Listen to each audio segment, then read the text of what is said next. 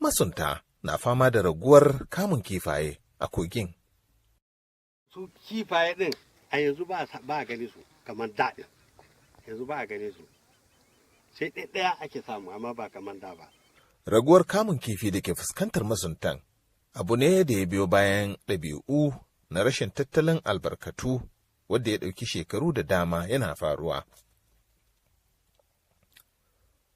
Alal misali, akan sami masu kama kifi da guba.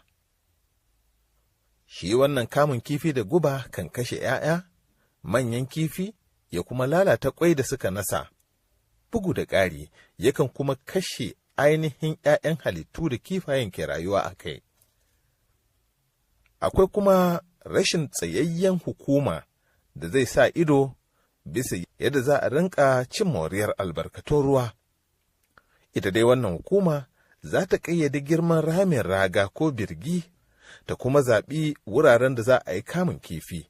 Sabili da wasu lokuta, akwai jinsin kifaye da ke nasa ƙwansu a gurabe keɓaɓɓu wadda aka riga aka sani. Saboda haka, idan har an gano watannin da suke nasa ƙwai, sai a hana kamun kifi cikin wannan gurbin. Duk da waɗannan barazana da ke fuskantar kogin Benue, akwai wani tsohuwar raya albarkatu da ke taimakon kogin na Benue. Gandun dajin Gashaka Gumti, gandun daji da ya fi girma a Afirka ta Yamma.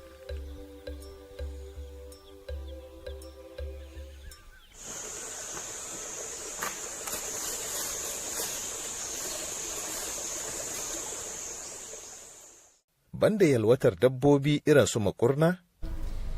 Good morning and welcome to the breakfast show from Haske-Tv. My name is Farida Haq. As always, I will be your host on this program. I'll be doing this alongside my co-presenter, Rachel Langs. Where we'll be bringing you some update of what is happening in Nigeria, and also we'll do some newspaper review and bring you some summaries of the newspapers. And also, we do apologize for starting this program beyond schedule due to some technical glitches. But thank God we are right here to give you what you deserve. But let's take a very short break. When we return, we will continue from here. Do stay with us. Mazo, boka, kwantarafi, bakane, dabganya, da zuriyar birrai iri daban-daban.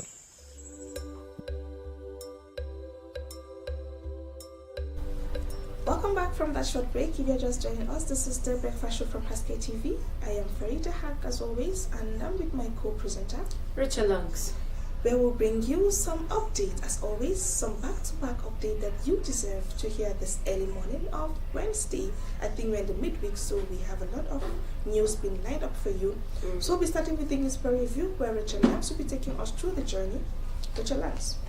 Alright, so the first paper we have here is Tribune, which says Senate OK's e-transmission of election resolved, manual backup. They're still on it. Atiku Makinde meets with IBB in Mina. Still on that newspaper, NRS gets 40.71 trillion naira revenue target for 2026. Still on that, gunmen adopt 24 passengers in Kogi, Benue. Still on it, Nigeria's foreign reserves hit 49 billion US dollars. CBN NCC proposed suspension of airtime data sales during network outage. Yes, our money they go. We don't know where the money they go. Alright, so LG funds Ogun court bars bank from dealing with APC members parading as LG chairman. Lagos, Oyo, Ogun, Kwara, 9 other states to have longer than normal raining season 9 months. Alright, so we're moving to New Telegraph. New Telegraph says Senate approves e-transmission of result manual collation as backup. This e-transmission is Yes. everywhere. Yeah. Yes. So U.S. Congress asked Trump to submit report on strategy to stop targeted killing in Nigeria. So moving to blueprint. Blueprint still is talking about electoral bills. Senate bow okays to transmission of results, manual backup. On Tinubu's intervention, no more discord with Fubara. Tinubu at NEC, we will ensure our policy felt by Nigerians. Okay, we're waiting. Moving to leadership. Leadership says protests mount over Senate's rejections of mandatory e-transmission of result. U.S. intervention in Nigeria a blessing, says Oluremi Tinubu. Banditry terrorism not part of our culture, Tinubu says. Nigeria gripping with hardship, reps panel. Gunmen adopt 9 Catholic worshippers in Benue. Appeal court upholds Senate's suspension of Natasha. I think that's all we have on the newspaper today, just 4 newspapers. Okay, then Yes, I so- think I have another newspapers here. Okay. So I'll be taking you through it. I have the Daily Independence. Okay. Tinubu asks governors to get to work on jobs held infrastructure. A rider there says that pledges shift towards pragmatic, inclusive economic model. And also still on the Daily Independence, Senate finally okays mandatory e-transmission of election results. You know, the election result is most of the top news intros on the newspapers that we have it Yes. online. Yeah. Let's move forward to Daily Sun. The main headline there is Electoral Bill Amendment. Senate rejects real-time election results transmission. A rider says that Nigeria retains 26th position on corruption index slides in global ranking. A rider below says that Dangote meets Burundi, President explores investment opportunities. Well, this is coming on page 25 of the Daily Sun newspaper. Another rider says that police open trial of suspected killers of a Haske-Tv correspondent. This is coming on page 4 of the newspaper. Tinubu has enhanced federalism, says Bakudu. This is coming on page 28 of the Daily Sun newspaper. 2027, McCarthy Lamido meet in Kaduna, pushes for PDP reconciliation. This is coming on page 6 of the Daily Sun newspaper. Let's quickly move to the Guardian newspaper, where INEC underscore spotlight as Senate shifts ground on e-transmission. This is coming on page 6 of the Guardian newspaper. A rider below says that Russia denies report of Nigerian killed in Ukraine war. This is coming on page 4 of the Guardian newspaper. Zoning rule, hot battles test opposition's cohesion ahead of 2027. This is coming on page 6 of the Guardian newspaper. And also, Lagos, 12 other states to experience longer rainfall in 2026, says NIMED. We're actually waiting for this rain to actually come, because the heat is not funny anymore. All right, let's move forward to Daily Trust, where the top story there says that Senate's e-transmission approval raises new questions. And a rider below says that NIMED predict early rainfall in Kano, Niger Rivers, 12 other states. A rider also says below that woman arrest for alleged poisoning co-wife in Gombe. Wow. And also the rider below also says that son conspire with hoodlums to abduct father. DSS refuses to release teenager abducted by personnel. And also 10 killed men abducted in Kogi and Benue State. A rider also says that US to deport 97 Nigerians over immigration offenses. Let's quickly move to the Nation newspaper, where I mean, all the newspapers talking about the result transmission. Senate House disagree on real terms about the e-transmission. Also, a rider below ahead of that says that NRS target 40.7 trillion naira 2026 revenue. Atiku, Makinde, other visit by Babangida. NACON chairman quits amid graft allegations. Alright, that is all we have for you on the newspaper review. You can visit, I think, the social media or their platforms to read more of the news that is in the newspapers. Also, let's quickly move forward to the analysis of all the newspapers that we've read below here, where Electoral Act Amendment opposition protests as senators back manual result transmission. Sorry, I'm having a few. So, a Senate on Tuesday vowed to enhance public pressure and approve the electronic transmission of the election result to the Independent National Electoral Commission's result viewing portal, IREV, while permitting manual collation to serve as a backup where technology fails. The Senate says that he says, let me quote, provided that if the electronic transmission of the result fails as a result of communication failure, in other words, maybe network or otherwise, and it becomes impossible to transmit the result electronically in form of the EC8A signed and stamped by the presiding officer and a countersigned by the candidate or polling agent, where available at polling units, the form ECE8 marshal shall in such case be primary source of coalition and declaring of result, he said. Despite the Senate clarification, the amendment has continued to raise concerns among opposition parties and civil society groups who argue that allowing manual results to override electronically transmitted ones could weaken transparency and reopen the door to manipulation, particularly in areas with poor network coverage. You know, the issue of the the issue of the e-result, like the electronic transmission that we're talking about here in most of the newspapers, is a thing of concern, because yesterday, I think in the Senate days, there's been a lot of back up the in and out of that issue. But if you look at it now, for me, where they are saying that a backup manual result transmission, they can still use the manual way if the electronic fails. So before we should start using the e-transmission, I think we should put everything aside. We should make everything it should stand still. If you're going for the e-transmission, let's go for it.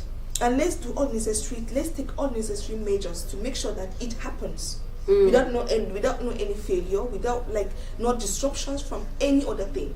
Because if you're still going, if the manual is a backup for the e-transmission, and also e-transmission, if it's a backup, then I think, as it is said on the Punch, it will open door for mischievous behaviors. So what do you think about this? What's your say on this Electoral Act amendment by the Senate? All right. This electronic transmission result whatsoever, I felt is actually a very good development. It is.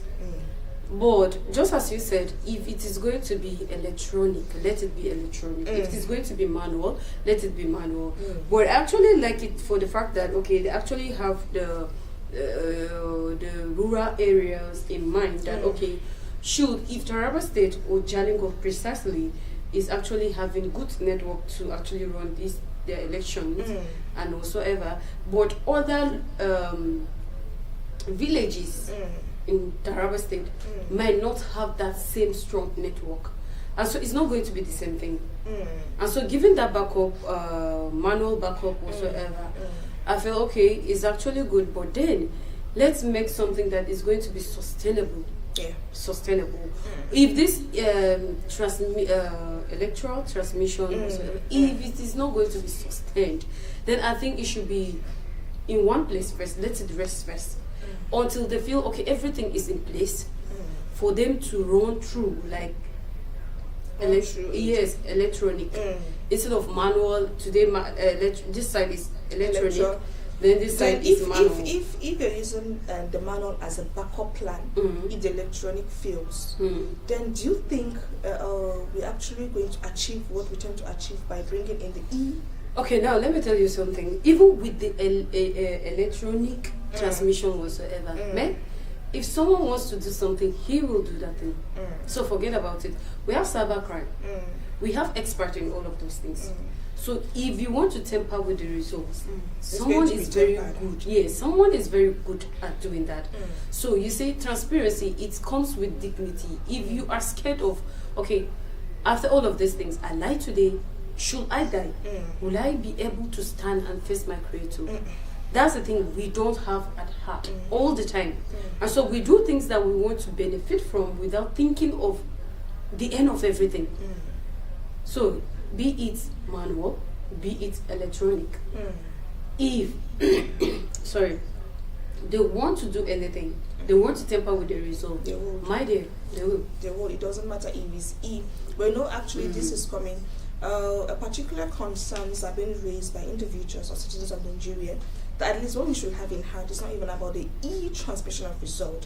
Okay. You'll have it should be an electronic election, because Yeah. you don't like this is about transmission. Because I read I think on channels in the program today, I think the morning brief, where I think one of the moderators says that the IREF, sorry, the IRV is used, I think, to upload results.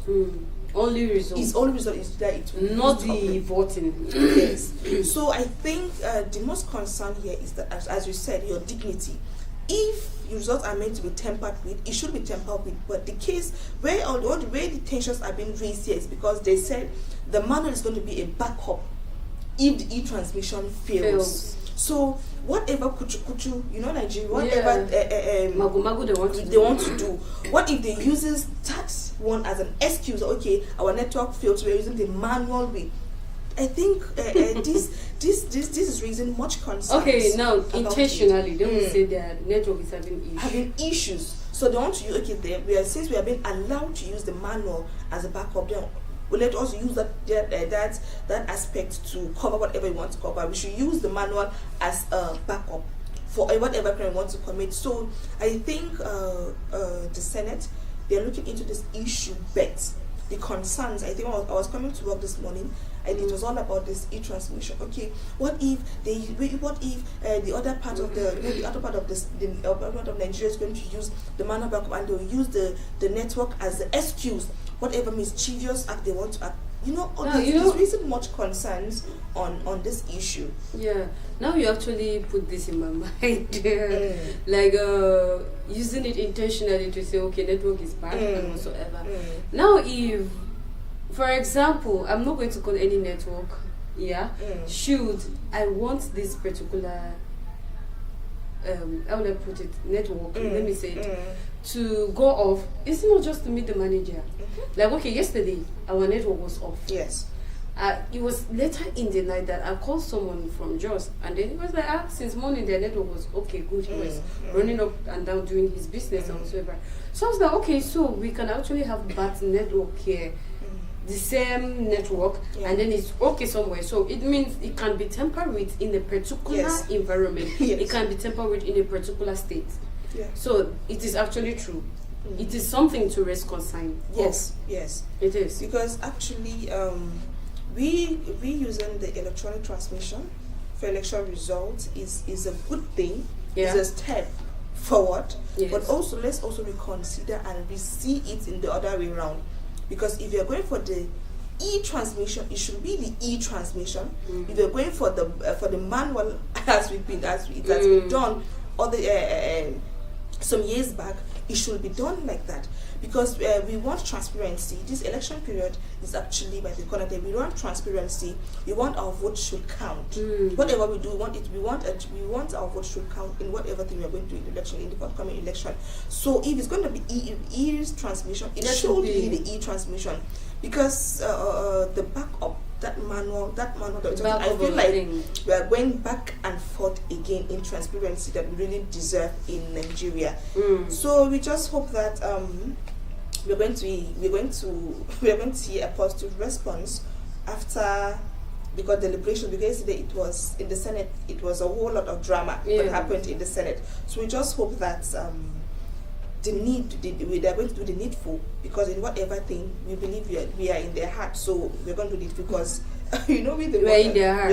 So we are going to. So you say we're in their heart. Yeah, we are in their heart. Let's assume we are in their heart. When it comes to election, we are in their heart.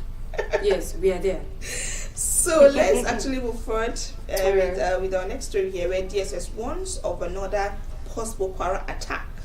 OPC declares emergency.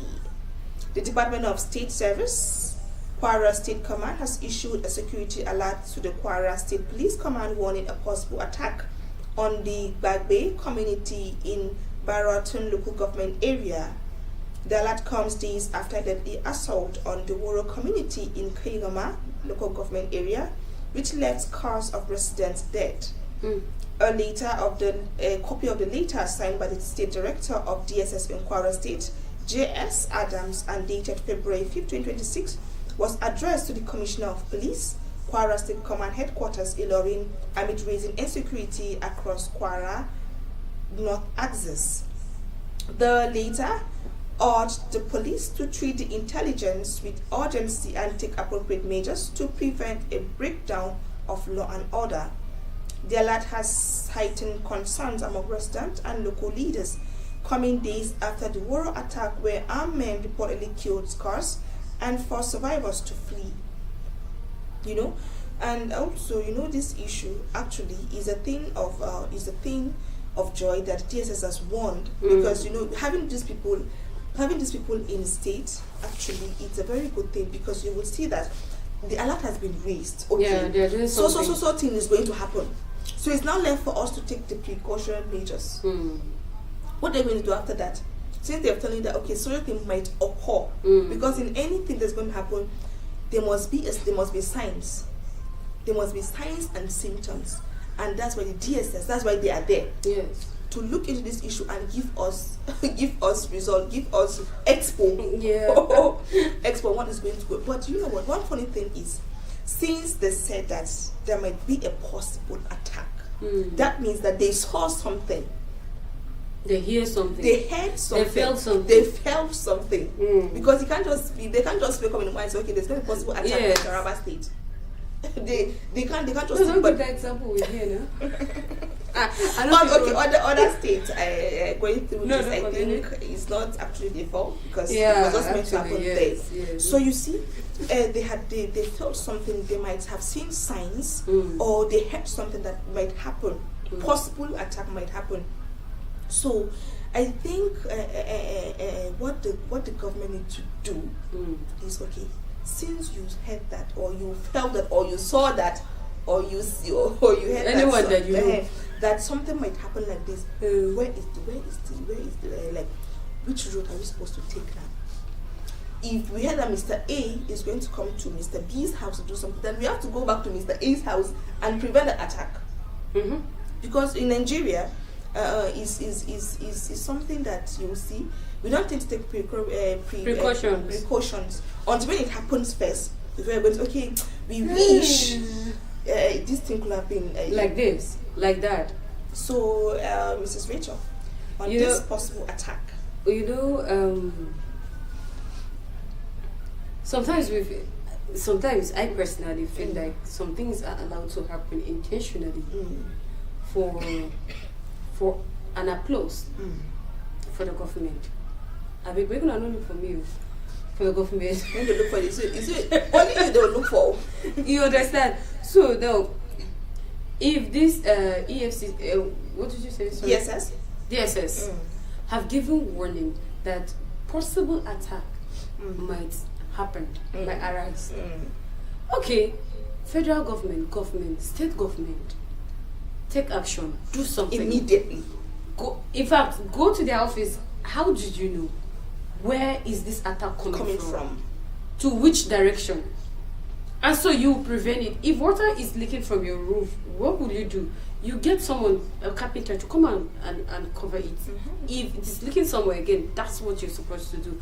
Not that you have to allow it when actually rain. Yes.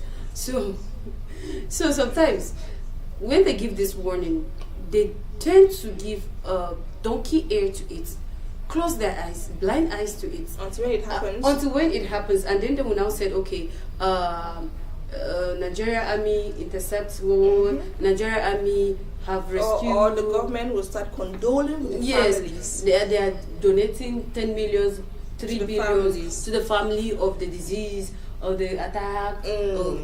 So actually, So something should be done so that all of these things should be avoided, and then erase this feeling I'm having in my heart that they should some treat things this with intelligence. yes, And urgency, like urgency.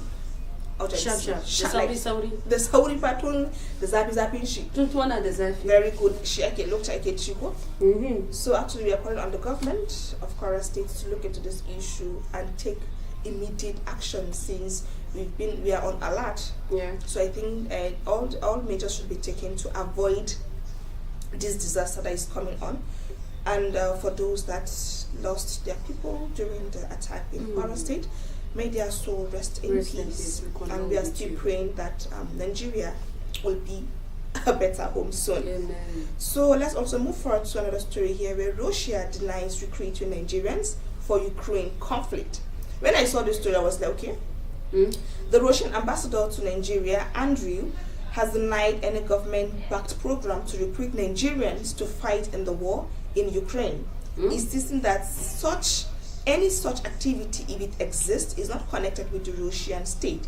Speaking in Abuja on Tuesday, Andrew responded to report alleging that some Nigerians were recruited under the pretext of securing jobs in Russia and later deployed to the conflict after brief training.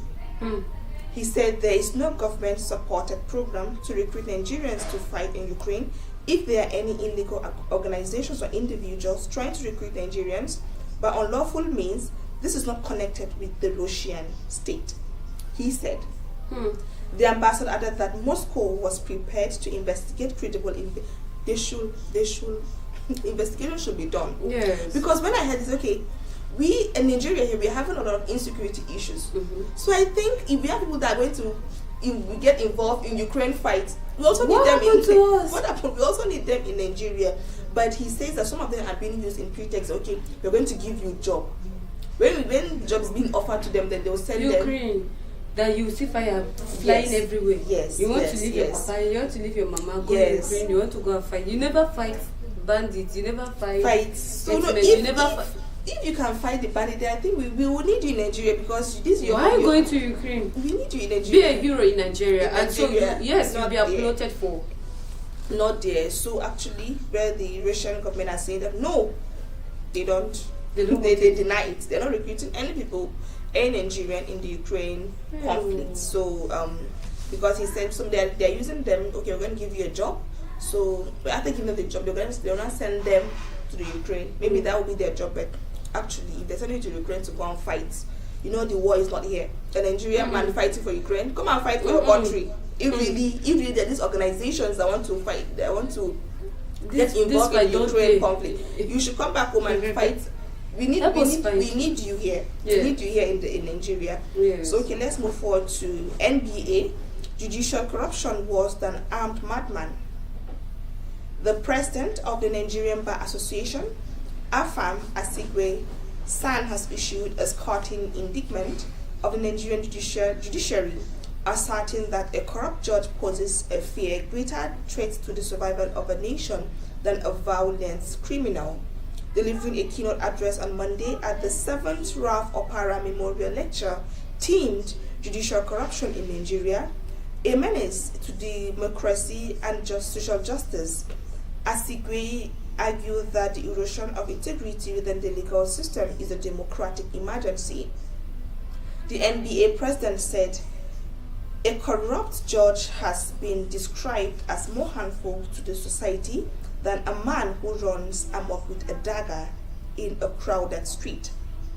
The latter, as you know, can be restrained physically, where he observed that judiciary, which is constitutionally mandated to be the last hope of a common person, is increasingly viewed as an arena where justice can be delayed, manipulated, or outrightly purchased by highest bidder. You know, actually, when I saw that, I was like, at least now, because in Nigeria, a poor man, there is no justice in Nigeria. Money. There is no justice. There is no justice in Nigeria because a common man, that is his last hope. When I take this to court, they are going to give me the justice that I deserve. But now, the president is saying that now the judicial are now corrupt. They're even worse. He said they're even worse than armed madman. That's what the president is saying. The president for the Nigerian Bar Association. That's what he said. Because the corruption now being done in the judicial aspect, to be very honest now, do you think that in most of the cases now, for instance, a rape case, okay, let's take this to court, or let's take this to the court, okay? The parents will be, if I should take this to court, will there be justice? What if the person I'm taking to the court, if he has a high profile person there, do you think I'm going to get the justice I deserve? Then thank God that the president is now saying that, okay, the common man now doesn't even have anywhere to go, because his justice are being detained by those people. The manipulation that runs in court now is something is a concern that I think people are raising, because you will not hear a part, okay, I'm taking this to court, because they know that if you go to court, nothing will be done. Nothing will be done. You just, okay, spend your money there. After 2-3 days, okay, they should come and bail him out. That's all about it. Where is the justice? In the court. So, Mrs. Rachel, you should say something about it, because I can see your mouth is actually moving. So what do you have to say about this? I'm actually going through all of these things. It's true that, okay, I caught one thing when you were reading. You said a corrupt judge is actually more harmful to Nigeria than a madman that runs with a dagger in the public. Yes, if you see a madman running with a dagger in the public, share you run, Abi. Abi, you go stand. If you stand now, you be madman, be that. Or rather, they will get stronger people to go and grab him and keep him aside. Yes, but you see a judge that is corrupt. A judge that is corrupt. Now, our law sector, let me put it, how will I put just put it anyhow. Anyhow that I know. Yes. You understand? You as a common person that you're having issue, you give an example with a rape issue. Okay, according to law that I know, that if a man rapes a girl without her consent, rape can never be with consent.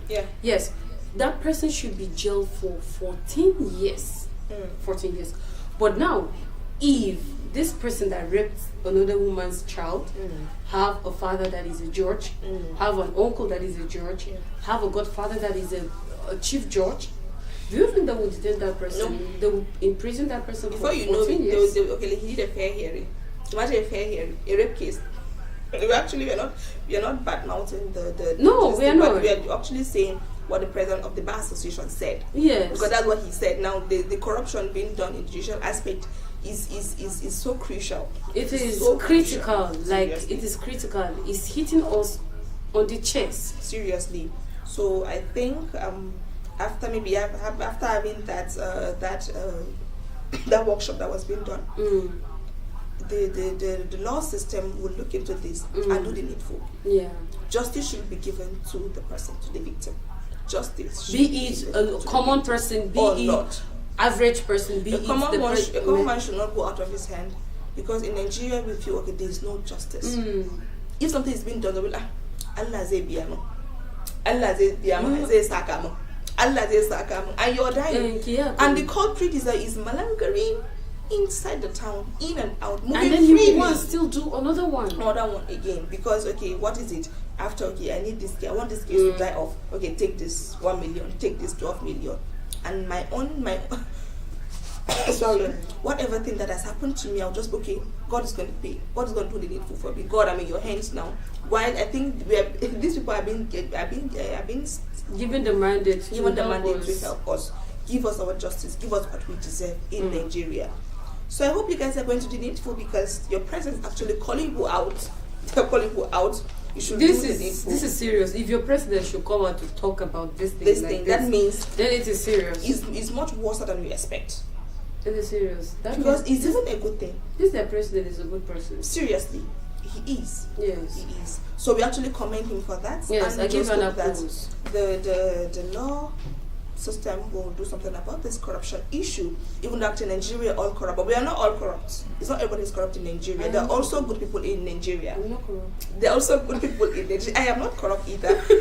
There are also good people in Nigeria. So, and also in the judicial aspect or judicial law, there are also good people there.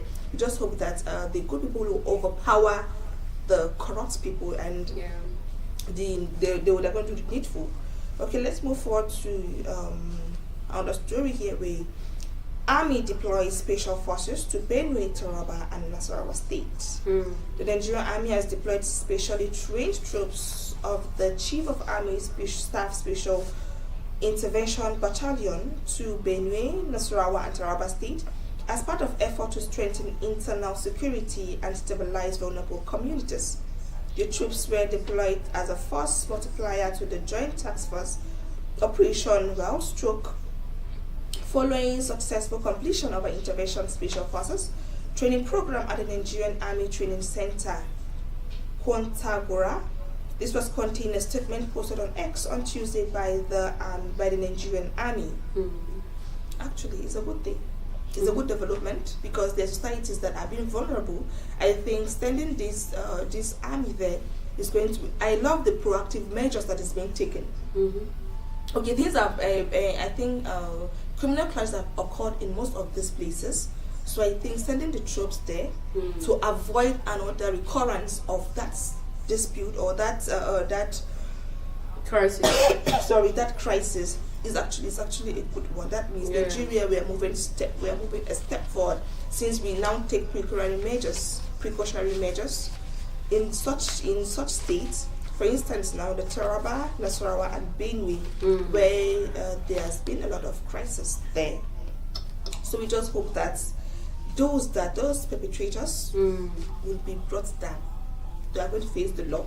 Let's not forget to bring them to law. They should face the law, the perpetrators, not just bringing the armed forces down to the state, but also punishing or penalizing those that actually did part of this trouble. Yes.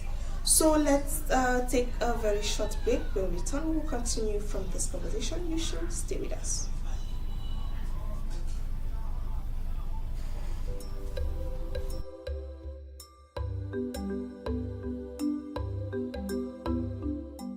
Wannan gandun daji tana da koguna daban-daban da ke da wadatar albarkatun ruwa. Waɗannan koguna su ne kogin Gashaka, kogin Kam, Ingiti da kuma kogin Ngamgam. Kusan ƙarshen kowace shekara akwai abin da ke faruwa cikin ɗaya daga cikin waɗannan kogunan.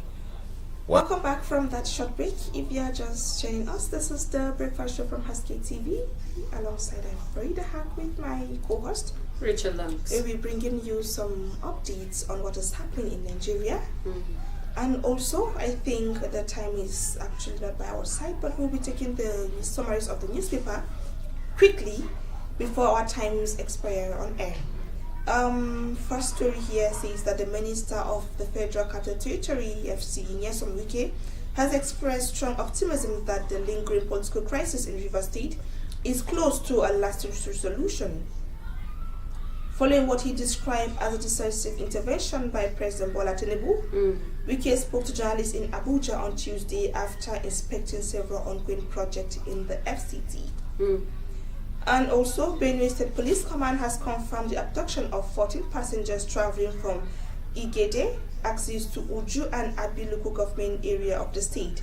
The police spokesperson DSP Odemi Edet confirmed the incident, which occurred along the Akpoku axis of the state on Monday evening, saying investigations were ongoing. 2 persons, a commercial bus driver and his passenger, were burnt to death, while 8 others sustained injuries after a minibus caught fire along the Okoto Mile 2 corridor in Lagos State. This then was confirmed on Tuesday by the spokesperson of the Lagos State Traffic Management Authority, Mr. Adebayo, who described it as a devastating and road traffic coincidence. Ex-Vice President Atiku Abubakar on Tuesday called on opposition political parties to unite in advocating for transparent and credible election, stressing the urgent need for a fully electronic transmission system to reduce confusion in Nigeria's electoral process. He spoke at a press briefing in Minna, Niger State, following a closed-door meeting with former military president General Ibrahim Babangida. Also, the first sitting of members of the Edo State House of Assembly for 2026 was approached held on Tuesday following the discovery of a bullet and suspected gunshot holes in the assembly complex. Tension crippled the premises as lawmakers arrived for plenary, where alerts to what appeared to be evidence of a shooting incident within the chamber area. Lastly, 7 persons have been killed in 2 separate attacks in Benue State. In the first attack, 5 people were killed by suspected armed herdsmen on Entekpa community Adogo, Otukpo local government area of the state, while gunmen on Monday night along the Otunkun axis of the state ambushed a commercial bus conveying passengers, killing 2 persons and abducting 14 persons. Okay, our dearest viewer, this is where we've come to the end of the program. And I hope you really enjoyed your stay in our program today. You should do well to join us next time again, because we always do this every Monday to Friday by 8 o'clock to 9 o'clock a.m. where we bring you updates on the newspapers. From me, Farida Kaka, as always, I will say that when you see something, you should say something. Rachel Lambs? I am Rachel Lambs. Do have a nice day. All right. Bye. To kogin kam. A wannan kogi, kifaye kan hauro daga Benue su nasa kwai a cikinta.